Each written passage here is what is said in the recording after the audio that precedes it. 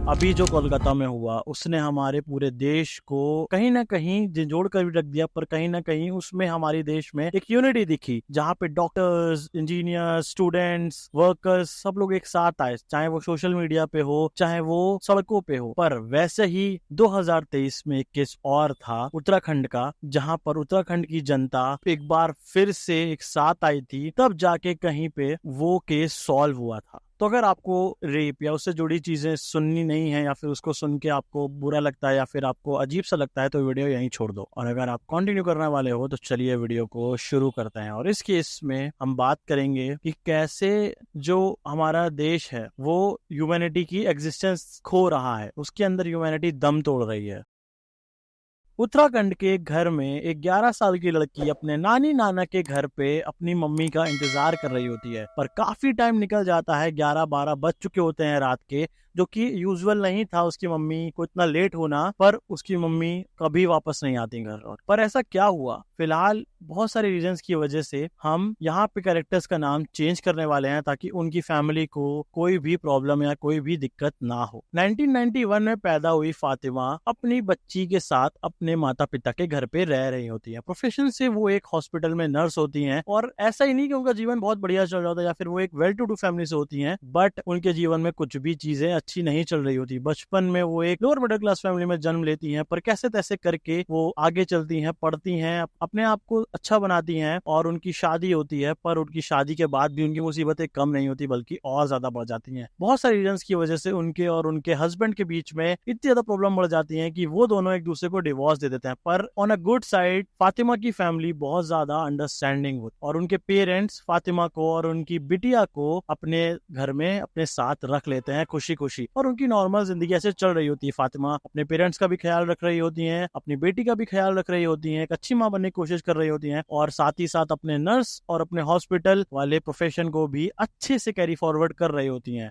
पर तभी एक दिन 30 जुलाई 2023 को उनका सब कुछ बदल जाता है। लगभग 7 से 8 बजे के करीब फातिमा एज यूजुअल अपने हॉस्पिटल के बाद अपनी शिफ्ट खत्म करके घर आ जाती हैं। पर उस दिन उनकी बेटी सुनैना उनका वेट कर रही होती हैं, पर उनकी मम्मी का कोई भी अता पता नहीं चलता है। उनका फोन भी ऑफ आ रहा होता है, और वो हॉस्पिटल में भी पूछते हैं तो वहां से बोला जाता है कि वो तो चली गई, अपनी शिफ्ट नॉर्मल जैसे खत्म करती है वैसे खत्म करके चली होती है। पर 30 जुलाई की रात पूरा दिन निकल जाता है और फातिमा का कुछ भी अता पता नहीं चलता। फिर 31 तारीख को जब उनके कोलीग्स और बाकी सब हॉस्पिटल पे जाके भी वो पता करने के बाद कुछ नहीं पता चलता, तब वो पुलिस के पास जाते हैं और उनकी कंप्लेन लिखाते हैं। पहले तो पुलिस उस मामले को उतना सीरियसली नहीं लेती है, पर क्योंकि वो एक नर्स प्रोफेशन में है और उनके कोलीग्स भी उनके साथ होते हैं, इस वजह से पुलिस तुरंत फोर्स और प्रेशर के बाद ढूंढना शुरू कर देती है। पर फातिमा का कुछ भी अता पता नहीं चलता, और एज यूजुअल इंडिया में सबसे पहले शुरुआत होती है सीसीटीवी की फुटेज देखने से। तो सीसीटीवी की फुटेज में वो हॉस्पिटल से एक ऑटो में बैठ के जाती हुई तो दिखती हैं, पर उनके अपार्टमेंट के सीसीटीवी में वो आती हुई नहीं दिखती हैं। फिर पुलिस सबसे पहले उस ई रिक्शा वाले को जाके ढूंढती है और पकड़ती है और उससे पूछती है, पर उनको कुछ भी पता नहीं चलता, क्योंकि उस ई रिक्शे वाले ने बस उनको एक सवारी की तरह हॉस्पिटल के पास से बैठाया और उनकी डेस्टिनेशन पे छोड़ के वो आगे चला गया। पर वहां से उतर के वो अपने अपार्टमेंट में आते हुए दिखी नहीं। तो फिर वो इतने से रास्ते में कहाँ चली गई और क्या हुआ उनके साथ, और ऐसा क्यों हुआ कि एक नर्स जो कि सिंगल मदर है वो एकदम से गायब हो जाए। और काफी दिन बीत जाते हैं इन्वेस्टिगेशन में, पर कुछ भी पता नहीं चलता फातिमा का।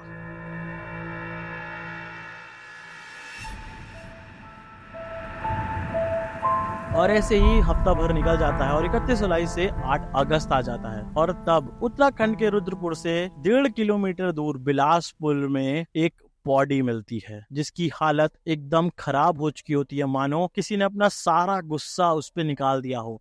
जब बॉडी मिली तो उसके ऊपर कुछ एस्पेक्ट्स थे जो कि मैं आपको बताना चाहता हूँ। पहला, बॉडी का चेहरा पूरी तरीके से बर्बाद कर दिया गया होता है। ऐसा लगता है कि उनसे किसी ने जबरदस्ती लूटपाट करी है और उसके बाद गुस्सा निकालने के लिए उनको बहुत मारा है। और बॉडी की पता कैसे चलती है कि वो फातिमा है, क्योंकि उनकी बॉडी पे जो कपड़े थे थोड़े बहुत वो एक नर्स के थे। बाकी पूरी बॉडी एकदम स्टिफ और सड़ चुकी होती है, क्योंकि 8-9 दिन से वो वहीं पे उस जंगल में झाड़ियों में पड़ी थी। और क्योंकि ये एक इंटर स्टेट जुडिशरी के अंदर आ जाता है, तो उत्तराखंड पुलिस यूपी पुलिस के पास जाती है। पर दर्द की बात यह है कि यूपी पुलिस फातिमा की फैमिली और फातिमा के रिलेटेड उनको कुछ नहीं करती, बल्कि उल्टा उनके साथ बहुत ही बुरा बर्ताव करती है। और इस बात को बहुत ही गलत बोला जाए कि अगर आप पुलिस के पास जा रहे हैं और पुलिस भी आपके साथ वैसा ही बर्ताव करती है। और कहीं ना कहीं फातिमा के पेरेंट्स को ऐसा लग रहा था कि शायद हॉस्पिटल वालों ने ही फातिमा के साथ कोई ऐसा किया है। इस वजह से उत्तराखंड पुलिस ने एक स्पेशल टीम बनाई और उस स्पेशल टीम ने पूरी शनाख्त करी, पर उनको एक चीज कंफर्म हो गई कि फातिमा के साथ कुछ हुआ है, पर उसमें उस हॉस्पिटल का या उसके कोलीग का कुछ भी लेना देना नहीं है। तब जो लोग थे वो सब सड़कों पे उतर आए, पूरा उत्तराखंड जैसे मानो एक हो गया हो। सोशल मीडिया कैंपेन्स, रोड पे रैलीज, कैंडल मार्च, ये सब चल रहा था, जो कि हमारे देश की सबसे बड़ी कमजोरी है कि हम हमेशा मोमबत्ती जलाने पे उतर आते हैं। पर वो स्पेशल टीम बनने का कुछ फायदा हुआ, भले ही वो हॉस्पिटल में कुछ भी नहीं निकला, पर उस स्पेशल टीम को एक चीज पता लगती है, फातिमा के फोन की आखिरी लोकेशन। और जब वो वहां पे जाते हैं तो फातिमा की फोन की लोकेशन मिलती है उत्तर प्रदेश के बरेली में, मतलब रुद्रपुर से उत्तर प्रदेश के बरेली में। और जब वो वहां जाते हैं तब उनको मिलती है खुशबू नाम की औरत, और वो खुशबू नाम की औरत फातिमा का फोन यूज कर रही होती है इतने दिनों से। और जब उसके पास पुलिस जाके पूछती है तो इसका मतलब उसकी सिट्टी पिट्टी गुल हो जाती है, उसको लग तो जाता है कि कुछ तो हुआ है और वो पकड़ी गई है, और इसलिए वो सब कुछ कबूल कर लेती है और बताती है कि हाँ, ये फोन मुझे पता है कि कैसे यहाँ पे आया है, और ये फोन मुझे मेरे हस्बैंड धर्मेंद्र कुमार ने दिया था। धर्मेंद्र कुमार, अब ये कौन है और इसका फातिमा के साथ ऐसा क्या था? ये कोई उनका कोलीग था, कोई उनके साथ काम करने वाला था, या फिर कोई उनके जान पहचान वाला था? तो नहीं, धर्मेंद्र कुमार एक गरीब फैमिली से पैदा हुआ था और वो अपनी बीवी और अपनी फैमिली को पालने के लिए एक लेबर का काम करता था। पर उसके शौक और उसके परिवार के खर्चे इतने ज्यादा होते थे कि वो गैर कानूनी काम और उल्टे सीधे काम, मतलब चोरी चकारी मारपीट करने से भी पीछे नहीं हटता था। एक दिन 30 तारीख को जब वो रास्ते से जा रहा होता है उत्तराखंड में, क्योंकि उसका उत्तराखंड में लेबर की वजह से आना जाना होता है, ठीक है, वो भी बरेली और बिलासपुर के आसपास ही रहता है, तो उसको दिखती है फातिमा। और फातिमा ऑटो से जब निकल के एक सुनसान रास्ते में अपने अपार्टमेंट की तरफ पैदल जा रही होती है, तब वो पीछे से फातिमा के ऊपर हमला कर देता है। पहले तो उसका सिर्फ प्लान होता है फातिमा को लूटना, तो वो लूट तो लेता है उनके पास 3000 रुपए, उनकी घड़ी, उनका फोन। पर क्योंकि फातिमा रिटेलिएट करती है, उससे लड़ने की कोशिश करती है, इस वजह से उसकी मर्दानगी को ठेस पहुंच जाती है और वो ना जाने क्यों और कैसे फातिमा जी के साथ दुर्व्यवहार कर देता है, उनको पूरी तरीके से हरास करता है, उनको